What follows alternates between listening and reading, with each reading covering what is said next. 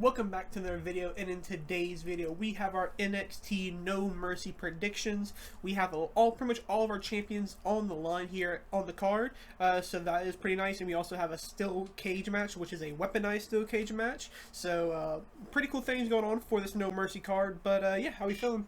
Yeah, it really feels like NXT is starting to kind of pick up the pace and become better and better as this kind of time's going along. At the beginning of the year, we had it really good, obviously, with Julia and Jordan and Steffi, and it was very interesting, and then it died out for a while. But I feel like this pay-per-view could be a turning point for NXT to kind of go back to what it used to be last year. Yeah, let's kick things off with a big one. That is for the NXT Women's World Championship. We have Jacy Jayne going one-on-one against Lola Vice. Who do you got for this one? Yeah, this is probably the toughest match to pick a winner for on this entire card here. Obviously, they had the very strange and just weird kind of firing or whatever of Jasmine X. I guess she wasn't fired, her contract just ran out. But yeah, so that kind of throws a wrench in the Fatal Influence story a little bit. So will that make them weaker now that there's only 2 instead of 3? Does that make Lola Vice kind of make her more of a winnable person in this match? And it's also somewhat in her hometown, I read. So yeah, I'm kind of reaching for Lola. I think she will pull it off, and I'm going Lola. Yeah, I definitely think it's a good shot that Lola can win this match. However, I don't feel like she's been built up enough going into this match. I feel like, so I think I still will go with Jacy Jayne here to get the win. But I would not be surprised at all if Lola gets the win. But yeah, should be a pretty fun one. I think this could be one of those like dark horse type of matches that could steal the show. And again, I wouldn't be too surprised. Yeah, this will be a very interesting match. Obviously, the split between Fallon and Jacy Jayne feels even closer now that Jasmine Nix is out of the picture. It feels like they're kind of one step closer to just kind of finishing this Fatal Influence story. But at the same time, it is going really good for the both of them. So maybe she'll just be replaced. Maybe they'll just duo it up. And then next up for the Men's North American Champion, we have Ethan Page going one-on-one with Tavion Heights. They had their match not too long ago in the flag match, but this time it is a one-on-one regular match. But for the title, who do you got for this one? Yeah, we've seen, as you mentioned in their flag match, a lot of potential for a good match between them. It was kind of a little spotty in their first match, but I feel like this one they'll have more time to kind of really put together a good match without the weird stipulation attached to it. Yeah, I am pretty excited for this one. I feel like Tavion Heights has been on a pretty good rise recently ever since he started this feud with Ethan Page and Chelsea Green and whatnot. But yeah, Tavion Heights, I'm going for him here. Yeah, this one, I really do like this match. Ethan and Tavion are outside of Oba and Javon are probably 2 of my favorite guys, probably 3 and 4 on the NXT men's roster right now. So I do think this could be a really fun match.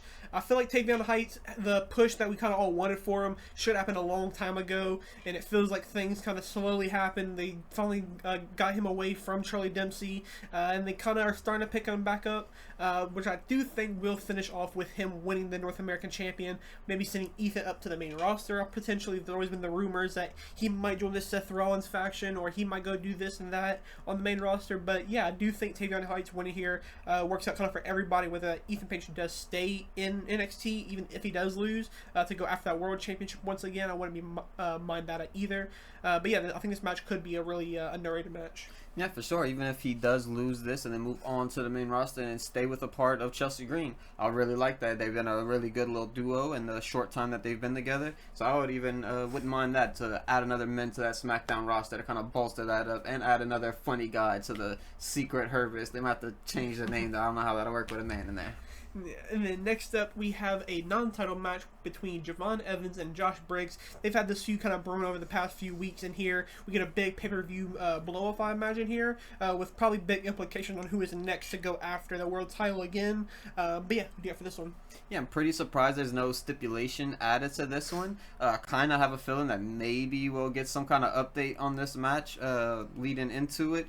Maybe the day of the pay-per-view, something will happen where there'll be a stipulation, because it does feel like there should be one on here, but maybe they're just kind of saving that since there's a steel cage one on the card, so maybe that's what it is. But yeah, I'm definitely going for Javon Evans here. I feel like he's next up in NXT. I feel like he is world champion material, if not now, then very soon. And yeah, I'm very excited for it. And Josh Briggs also has been doing pretty good stuff recently, so yeah, I'm excited to see what he does after this as well.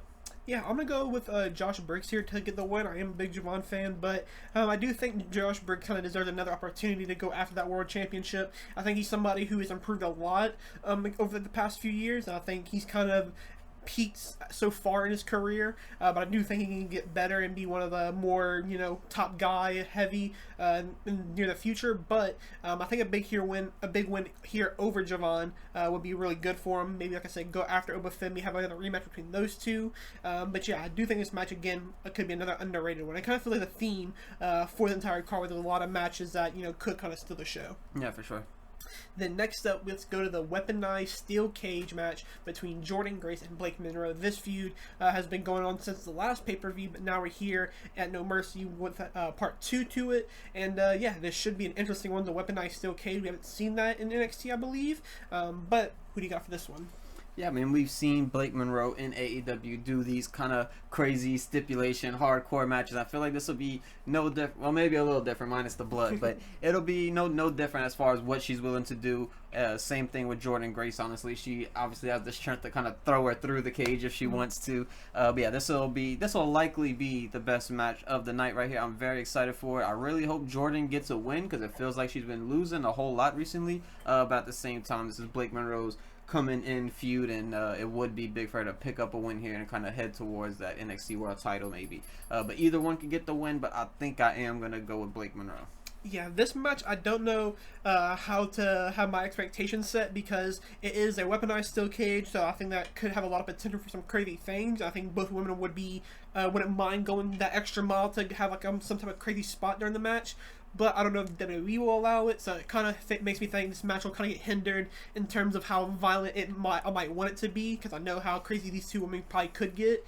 But I still think this match will be very good, and I will go with Blake Monroe to get the win here. I think I would rather her go for the world title first instead of Jordynne, but I do think that no matter who wins this match, this probably still isn't even the end between these two, and I still think there's probably a third match brewing, because I'm sure we'll get some type of false finish or some type of cheating win from one of them.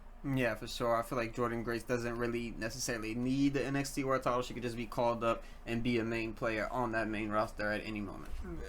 And then next up, for the first time ever, we have the WWE Women's Speed title on a pay-per-view, currently held by Sol Ruca. She goes one-on-one with Laney Reed. We had a tournament over the past few weeks where Laney Reed has come on top, being like with Candice LeRae. So a big kind of push here for Laney Reed, but does she get the job done? Yeah, I do not think she will. I am going to go with Sol Ruca here. Although I could see a world where Laney Reed does pick up the win. That way Sol Ruca could focus more on her NXT North American title that she hasn't really been able to defend or really do much with in the recent weeks. So I'd like to see her do more with that. But I do think Sol likely will retain. I do not think Laney Reed is going to be the next Speed champion. Yeah, this one, it feels also kind of tough because I feel like Laney Reed, they do have a lot of hopes in her to be like a top woman down the line.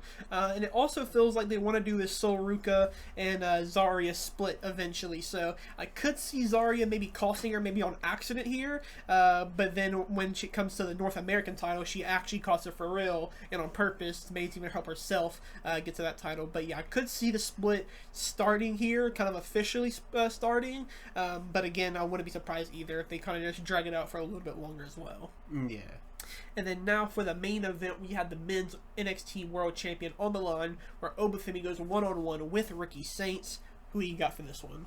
Yeah, this is not necessarily a tough one, but I do feel like Ricky Saints kind of has a lot to prove in this match. A lot of his matches hasn't been great. He's had one or two banger matches for sure, but I feel like since he's joined the WWE, it hasn't been great, but this is the best person who he has had in the ring to kind of bounce off with, and I do feel like Obafemi can bring the best out of Ricky Saints and vice versa as well. I think Ricky Saints will make Obafemi look like a monster, selling all his just big, strong, powerful moves, throwing him around, tossing him around. And obviously with the ending of the last NXT taping with the TNA kind of involvement in that, there's no telling if TNA people will be involved. Will they get disqualified? So there's a lot of things to kind of talk about and think about going into this card, especially even Trick Williams. Will he be involved after what happened in their match? But yeah, there's a lot of stuff going, but I will pick Obafemi to retain.